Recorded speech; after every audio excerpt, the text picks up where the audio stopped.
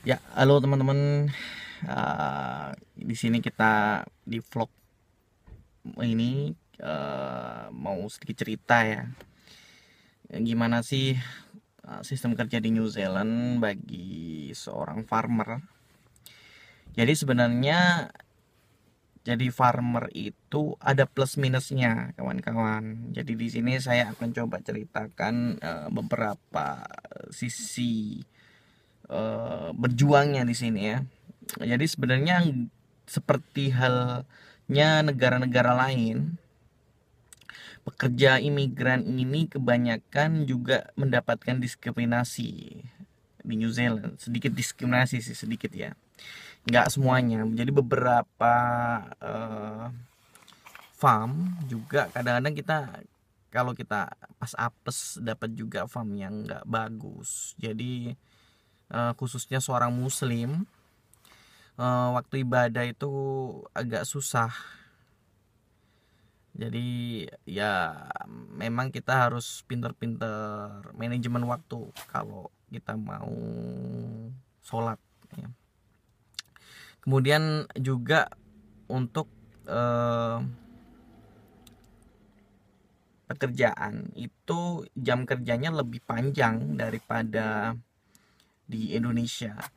Jadi kita biasanya bangun jam setengah 4 buat milking yang ambil sapi jam setengah 4. Kemudian nanti yang kita cups on biasanya jam 4.30.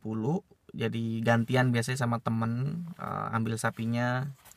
Terus kemudian nanti kita milking sampai jam 8 nanti kita dapat breakfast. Kalau di tempat saya sih dapat 30 menit breakfast ya. Tapi untuk beberapa farm biasanya regulasinya satu jam. Tapi di tempat saya kenapa 30 menit? Karena kita mendapatkan 1,5 jam rehat waktu lunch time. Lumayan bisa buat istirahat tidur setengah jam, masak setengah jam, kemudian internetan atau apa setengah jam persiapan lah ya.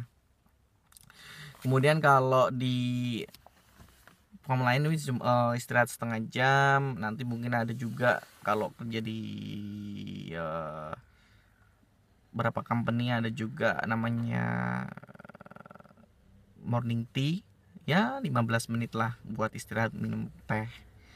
Kemudian juga nanti setelah itu kita breakfast setengah jam, kerja lagi muter-muter ngurusin apa stok lah, kemudian barang-barang yang di sheet itu sudah cukup atau enggak, kemudian shifting cows and look the milkers, everything else. Habis itu nanti kalau jam 12 yang ngambil sapi balik, soalnya jam 1.30 mereka harus ngambil sapi. Kemudian kalau yang biasanya nggak ambil sapi jam 1 balik, yang pas 2.30 balik kerja lagi shit milking. Habis milking jam berapa ya, jam 6 selesai milking, everything's done clean. Jam 6 balik, kemudian ya istirahat. Kadang-kadang capek juga karena sistem off-nya itu agak beda ya kalau sama di Indonesia. Jadi kita pakai namanya rooster. Rooster itu adalah jadi sistem kita kerjanya berapa on nih, kemudian off-nya berapa hari. Kalau di tempat saya kan 2 ya. Jadi 12 hari kerja, kemudian 2 hari off. Wow, mantep bro. Mantep mantep banget. Jadi 12 hari kerja kita baru cuma dapat 2 hari off. Wah, work hard, very very tough working in the farming, New Zealand farming ya. Ada juga yang dapat farm yang bagus ya, yang bosnya oke, itu ada yang 52, kemudian 5 hari kerja 2 off kayak PNS. Ada juga yang 62, ada yang 11.3, ya rata-rata segitu. Dan kemudian apa lagi ya, 12.2. Oh ya, terus hari libur nasional di New Zealand itu nggak sebanyak di Indonesia. Kita hanya cuma punya dapat 11 hari. Jadi regulasi pekerja di New Zealand itu kita dapat 11 hari libur nasional public holiday.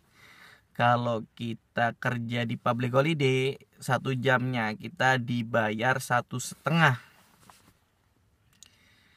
Lah, kalau kita cutinya kita dapat 4 minggu, 4 weeks full. Ya, kalau beberapa farm yang bagus itu kita dapat 2 bulan. Yang benar-benar ownernya baik ya, 2 bulan libur. Ya, jadi 1 jamnya di New Zealand itu kita minimal wage, minimum wage-nya itu $15 per jam. Tapi kadang juga karena pekerjaan di New Zealand itu farming ya, khususnya farming itu nggak tentu, jadi $15 itu kita rubah. Tapi kadang-kadang ya sama aja sih, $15 per jam. Jadi kita dihitung per annual, 1 tahun berapa nih. Kisarannya kalau orang baru itu sekitar $37.000 per tahun.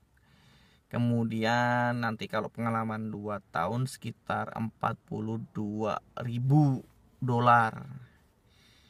Terus naik lagi $50.000 kalau sudah jadi herd manager, sekitar 4 tahunan lah ya. Ya itu. Pajaknya cukup besar. Jadi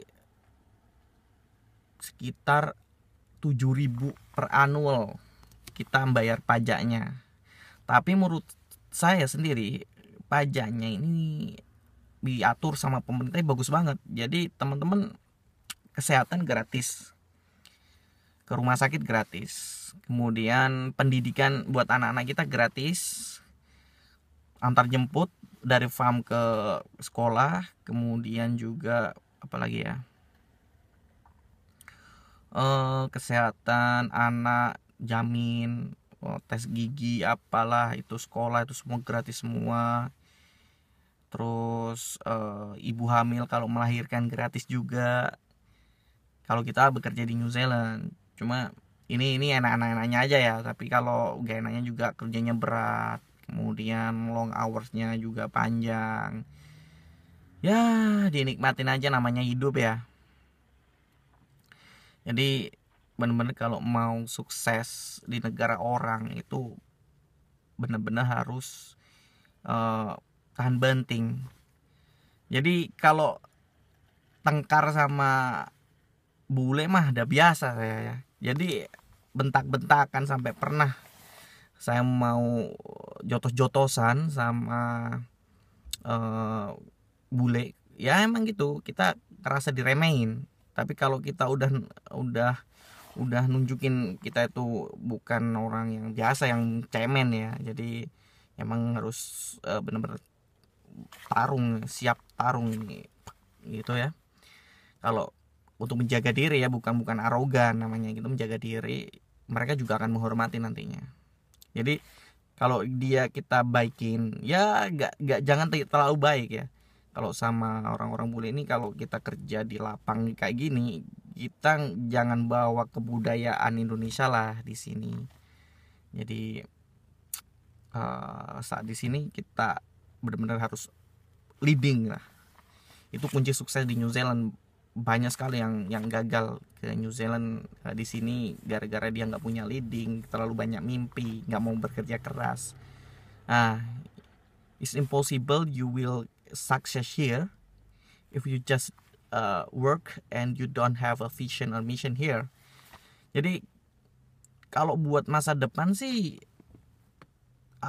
kalau buat residen agak rumit ya kalau buat farmer ya, karena kita termasuk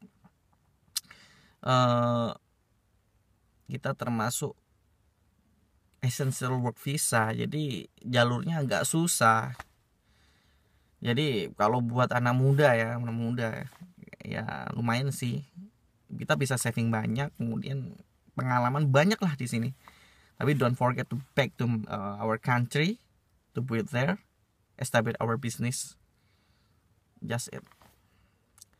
Don't spend a long time here because it will become wasting time, because based on my senior experience, he got a lot of problem when he work here, because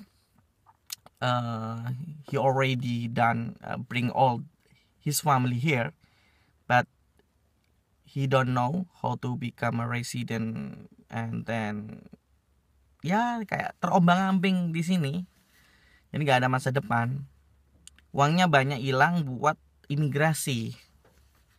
Jadi kalau teman-teman yang berkeluarga atau ya mau cita-cita hidup di luar negeri, thinking again.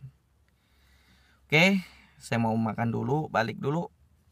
Kalau ada pertanyaan silakan di email di muklas.science@gmail.com. Thank you.